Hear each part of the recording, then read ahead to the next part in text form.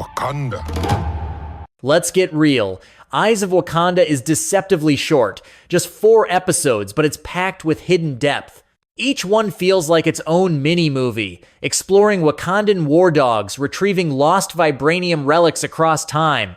Every story builds Wakanda's legend, while the finale ties everything back into the MCU in a way that redefines the entire Black Panther saga.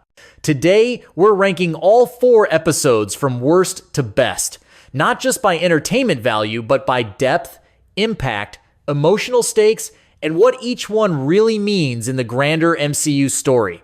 Starting with the weakest is always tough because the series is short and ambitious, but there's one episode that leaves a little too much on the table. Starting with the weakest, Episode 1, Into the Lion's Den. Here, we meet Noni, a disgraced Dora Milaje warrior sent to stop the Lion, a former Wakandan guard gone rogue with stolen Vibranium weapons.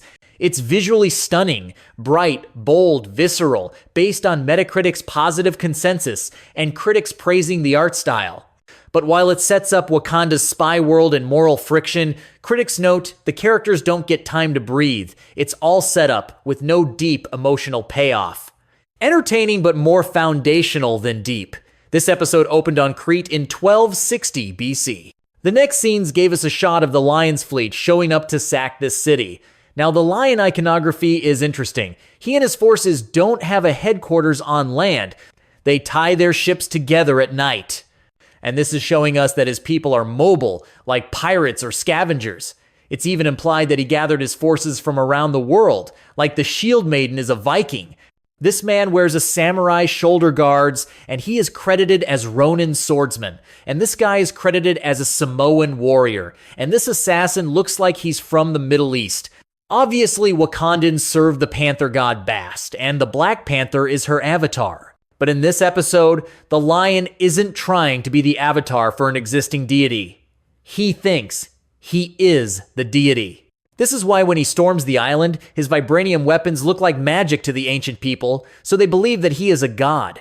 And when this Crete warrior attacks him, he screams, "Death to the false god!" This foreshadows what Noni says to him before their last fight. He is no god. Are you willing to die for an imposter? We flash back to the origin of Noni being given the assignment to bring down Nkadi, aka the Lion. Aya, the leader of the Dora, shows her these projections through sifting sand. And this is really cool. Remember, the opening to Black Panther was told through a similar kind of shifting sand, and the Wakandan holograms also mimic this appearance. So I think what we're seeing is a rudimentary version of this technology that uses Vibranium fragments and falling sand to create shapes. And this is why years later, the Wakandans still create holograms that move like sand, because that's the way their projections have always looked. After defeating the Lion, but she lost an eye at the end of the episode, Noni is unable to reacquire the Vibranium axe, which looks just like the axe that Killmonger recovers from the Museum of Great Britain. Is it the same axe? Well, let us know in the comments section. Next up, Episode 2, Legends and Lies during the Trojan War. Episode 2, Legends and Lies, follows Memnon, aka Bakai, who fights in the Trojan War alongside Achilles to recover a Vibranium pendant. The emotional core is a betrayal where a bond forged in battle shatters when Memnon's mission reveals the truth behind his loyalty. The mythic backdrop of Troy gives it grandeur, and the betrayal hits hard, but critics say it doesn't linger emotionally enough to feel weighty. Still, it deepens Wakandan lore and introduces the cost of duty. This episode takes the MCU to the days of the Trojan War. Following Achilles and Memnon, a Wakandan who is part of the elite group of fighters looking to invade the impregnable city of Troy. Bakai's motivation is different from Achilles though, as he searches for a Wakandan artifact. This artifact is a Vibranium necklace, proving how Wakandan technology is still out in the world even after Noni's adventures. In this episode, Bakai showcases several other pieces of Wakandan tech.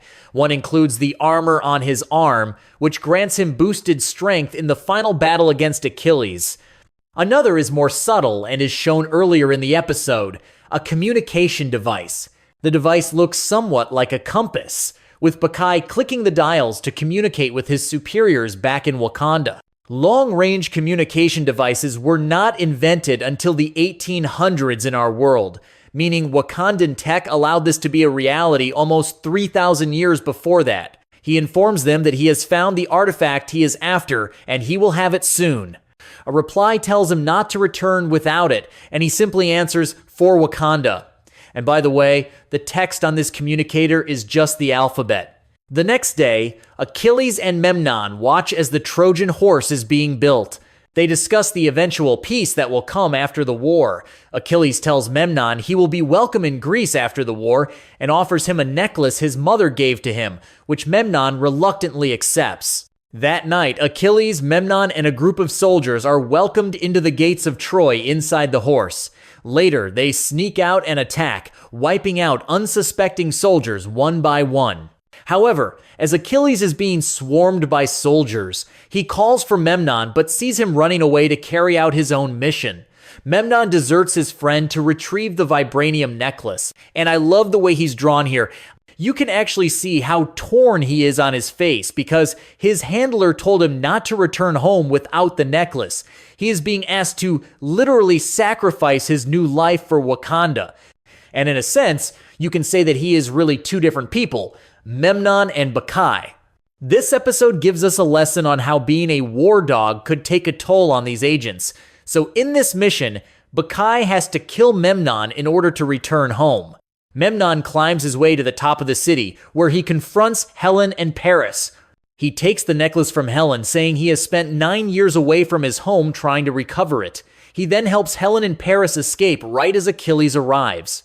Achilles accuses him of being a Trojan spy and draws his sword. Memnon pleads with him but refuses to tell him about Wakanda. Memnon eventually wins the fight by slicing Achilles' tendon. Fittingly, Achilles continues to try and fight though, and Memnon is forced to kill his friend. And this is where we get that title of the episode, Legends and Lies. Now episode 3, Lost and Found, is where the series shifts. Set in 15th century China, it introduces Jorani, a powerful female Iron Fist who stands against Wakandan agent Basha over a dragon statue of Vibranium. Jirani isn't a rehash of Danny Rand. She's original, rooted in Chinese legend, embodying an authentic Iron Fist legacy fans demanded. From Basha's personal conflict to Jirani's monologue declaring her mantle, this episode resonates with personal stakes and representation critics praised. It ties myth, culture, and identity into Wakanda's broader mission in a way the first 2 episodes only hinted at. IMDb rates it 6.9, noticeably higher than the earlier 2. In the opening sequence, the advanced technology of the country in the 1400s is shown when Basha enters a flying ship. In the real world, flying aircraft were not invented until the 1900s, proving just how advanced Wakanda is in the MCU.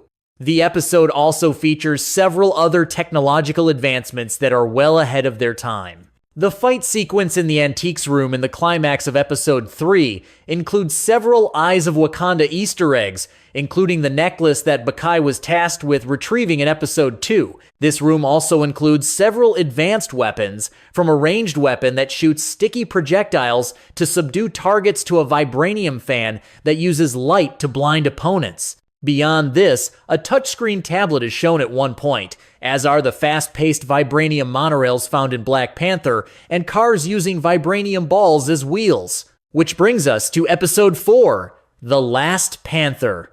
It takes place in Ethiopia, 1896, the Battle of Adwa. That's when Tafari and Kuda retrieve a Vibranium axe, but are confronted by a future Black Panther from 500 years ahead. While Prince Tafari and his mentor Kuda were working on retrieving the Vibranium axe, Tafari explains that the reason he wants to be a war dog is for glory, because as a third son, he will never inherit the throne. And this is also similar to Killmonger's father N'Jobu, who was also second in line for the throne. So he chose to be a war dog that went out into the world. After retrieving the axe and being on their way home, they were confronted by the future Black Panther from the year 2500 with technology similar to what we see in the movies, but way more advanced. She can produce shockwaves like modern Black Panthers, but also has a stealth mode. The future Black Panther revealed that Earth's fate at the hands of the alien horde hinges on this moment. If the axe ends up in Wakanda, the timeline breaks. Only by leaving it in the museum for Killmonger to steal does Wakanda open to the world, and that unleashes the momentum needed to eventually save Earth. This twist reframes everything. Wakanda's missions aren't just artifact hunts, they're time-guarding interventions. Killmonger's coup isn't just vengeance, but a necessary spark that forces Wakanda into global leadership, setting up Wakanda's role in films and enabling humanity to resist threats like the Horde. Todd Harris, the showrunner, states that Wakanda Forever is the throughline, showing generations committed to a future they'll never live to see. IMDb puts this episode at 7.2, the highest of the bunch, and the consensus among critics was unanimous that it ties the entire series into MCU canon meaningfully. By the end, the ranking is clear. Episode 1 introduces enough style. Episode 2 delivers betrayal and myth. Episode 3 combines identity and power, and Episode 4 rewrites Wakanda's destiny.